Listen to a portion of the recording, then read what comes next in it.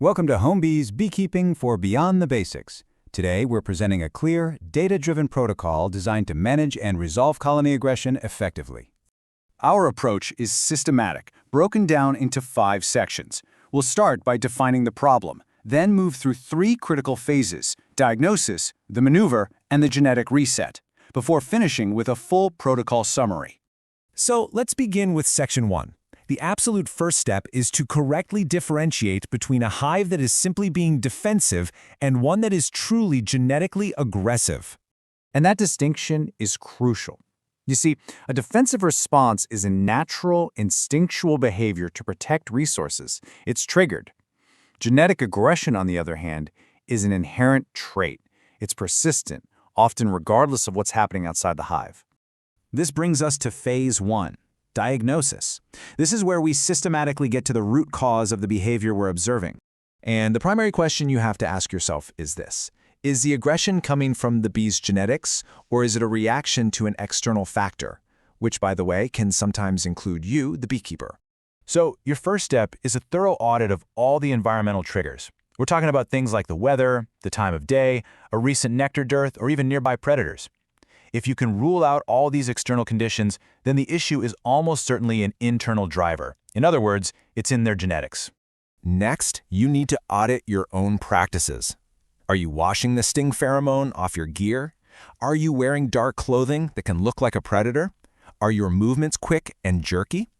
Proper smoke usage and slow, deliberate actions are absolutely critical to avoid provoking a defensive response. All right, once you've completed the diagnosis, we can proceed to Phase 2. This is a strategic maneuver designed to isolate the most aggressive part of the population. And this whole maneuver hinges on one core insight. It's incredibly simple but powerful.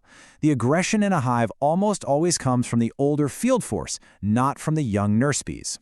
Understanding this is the key to everything that follows.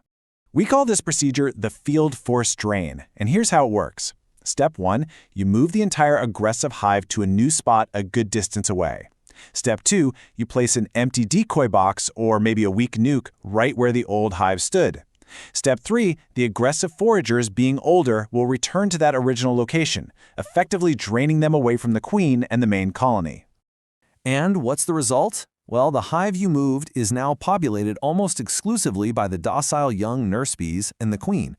This creates a really important, safe window of opportunity for you to go in and work the hive without a major defensive reaction.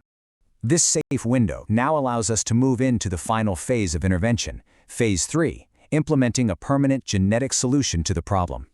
If your diagnosis back in Phase 1 confirmed a genetic issue, then the solution is decisive. The queen, who carries and passes on those aggressive genetics, must be located and dispatched. And thanks to the field force drain, finding her is now significantly safer and easier. Now, the protocol isn't to just re-queen that big, powerful colony. The best strategy for success is to first break that colony down into smaller nucleus colonies. Why? Because smaller, humbler colonies are far more receptive to a new queen. This dramatically increases your odds of a successful introduction of new, gentler genetics. A word of caution here: be patient. This change doesn't happen overnight. A full genetic turnover takes approximately 6 weeks. That's how long it takes for the new queen's gentle offspring to emerge and completely replace the old aggressive population.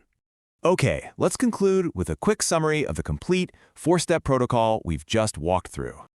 To summarize, Step 1 is to audit your environment and your own beekeeping practices. Step 2 is to move the hive to drain off that aggressive field force. Step 3 is to reset the genetics by dispatching the old queen and splitting the colony.